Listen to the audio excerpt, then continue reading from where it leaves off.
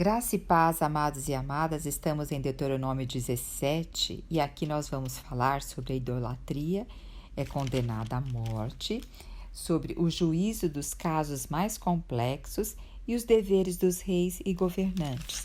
Então, o versículo 1 deixa bem claro que não se deve oferecer ao Senhor como oferta nem touro, nem ovelha com defeito ou alguma imperfeição. Veja, quando eles escolhiam um animal para ser oferecido ao Senhor, o que teria? Eles teriam que avaliar esse animal, se esse animal era saudável e observá-los durante alguns dias. E esse animal tinha que ser perfeito para oferecer holocausto ao Senhor. Lembre, esse animal, esse cordeiro, esse touro, ele está representando Cristo na nova aliança. Cristo foi o único perfeito, o único santo, o único sem pecado. Só ele poderia ser oferecido a Deus. Então, saiba, nós muitas vezes achamos que precisamos de algumas qualidades para nos apresentar a Deus. Saiba, o único perfeito é Cristo. Nós estamos todo dia sendo santificados por viver em Cristo. Então, aqui está fazendo um alerta. E depois, com o tempo, com o passar do tempo, nós vamos ver lá para frente que tanto aquele que oferecia o sacrifício quanto um dos sacerdotes ali, eles aceitavam a corrupção no sentido de não ter um animal totalmente imperfeito, de ter um animal sadio. Por isso que o Senhor está sempre alertando na palavra dele, está sempre falando na palavra dele. A Bíblia diz que o nosso coração é corrupto, então sempre nós temos que ser lembrados do que o Senhor está falando ao nosso coração. Então aqui o Senhor está reforçando para que qualquer animal que fosse, uma ovelha ou um touro, ao ser oferecido deveria não ter nenhuma imperfeição. E a partir do versículo 2, o assunto muda aqui até o versículo 7 vai falar sobre o quê? Que não se deve adorar nem o sol, nem a lua, nem as estrelas. Ali em Canaã havia muitos e muitos povos que adoravam esses corpos celestes, que adoravam o sol, a lua, as estrelas. Então aqui está deixando claro que não é para eles adorarem esses corpos celestes. E caso alguém adorasse e fosse pego em flagrante, deveria haver 2 testemunhas para comprovar que essa pessoa adorava outros deuses. E ia depois o que? Se levava a juízo por meio dessas 2 testemunhas, e essa pessoa, se ela fosse condenada, ela seria apedrejada. E as primeiras pedras a serem jogadas seria por essas próprias testemunhas, mostrando que elas estavam aprovando daquilo que elas haviam falado. Depois, em outra passagem bíblica, nós vamos ver também, se descobrisse que essas testemunhas fossem falsas, elas também seriam mortas. Hoje, quando nós olhamos isso, nós achamos tanta crueldade, né? Mas era algo explícito, era algo determinado. E também o que? A adoração a outro Deus era um pecado, que era um pecado condenado de morte. Hoje nós temos na nossa sociedade coisas que são tudo implícitas. Existe um mal enorme, mas é tudo de forma obscura, sublime, e a gente vai lidando com isso como se fosse normal. Não existe transparência, né? Nós vemos aqui que com as coisas do Senhor é autenticidade e é transparência. E é o que? Também existe uma paga por aquilo que o Senhor está solicitando e não é feito. A partir do versículo 8 vai falar sobre o juízo dos casos mais complexos. Cada cidade, cada aldeia, eles julgavam o que acontecia ali, sempre por meio dos mandamentos do Senhor. Quando aparecesse um caso que era demasiadamente difícil para eles, casos mais complexos como de homicídio, de lesões mortais ou causas de controversão, um exemplo, se uma morte foi acidental ou ela foi provocada pelo outro. Então, o que eles deveriam fazer? Eles deveriam subir ao lugar onde Yahvé havia escolhido.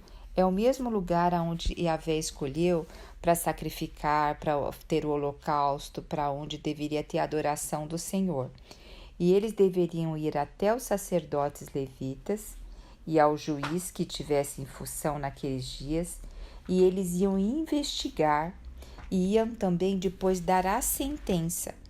E o que eles determinassem deveria ser cumprido à risca, porque também, se não fosse cumprido, aquele que não cumprisse também seria o morto. Então, eles teriam que estar voltando para a cidade e cumprir-se aquilo que foi determinado no juízo. Vocês veem como tem tudo assim, uma organização, uma forma de observação à lei, que hoje nós também temos a primeira instância, a segunda instância. Nós também temos, mediante a causa do delito, se leva a um determinado grau.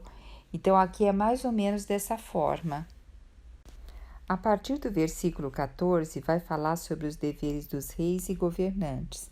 Veja, o povo de Israel, eles não eram como outros povos, que tinham reis ou governantes. Eles tinham os sacerdotes, e os sacerdotes também agiam ali como juízes também.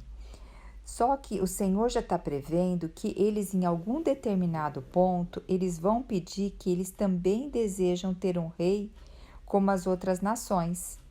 E aí o Senhor vai falar assim: quando vocês pedirem, lembre-se, quem vai escolher esse rei vai ser eu. E esse rei não poderá ser estrangeiro, e ele tem que ter nascido entre seus próprios irmãos israelitas. E quem vai escolher o rei vai ser eu.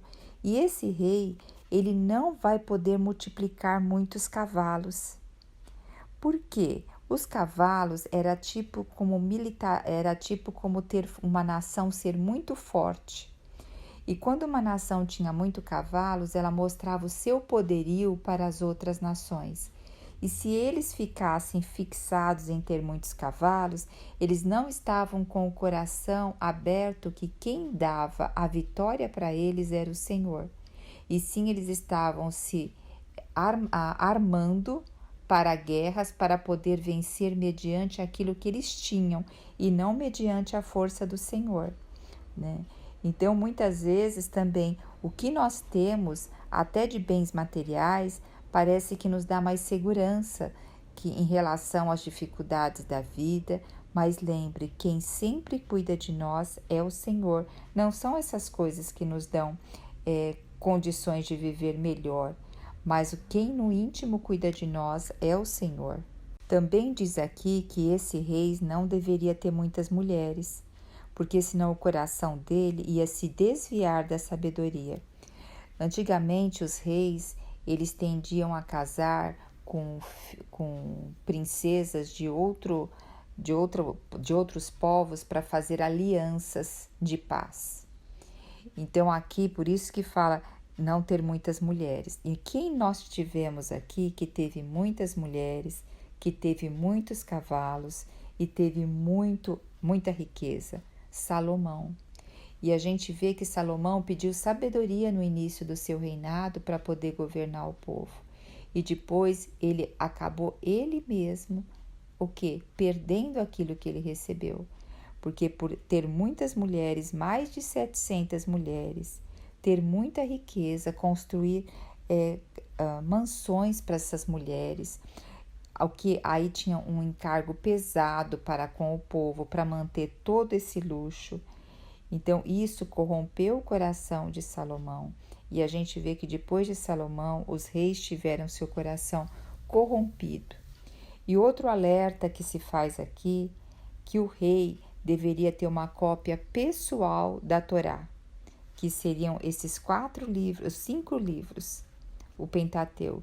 E ele deveria meditar nele todos os dias, para que o coração dele não se desviasse nem para a direita, nem para a esquerda, e o Senhor pudesse prolongar o reinado dele e o governo dos filhos deles, que seriam os descendentes ali de Israel.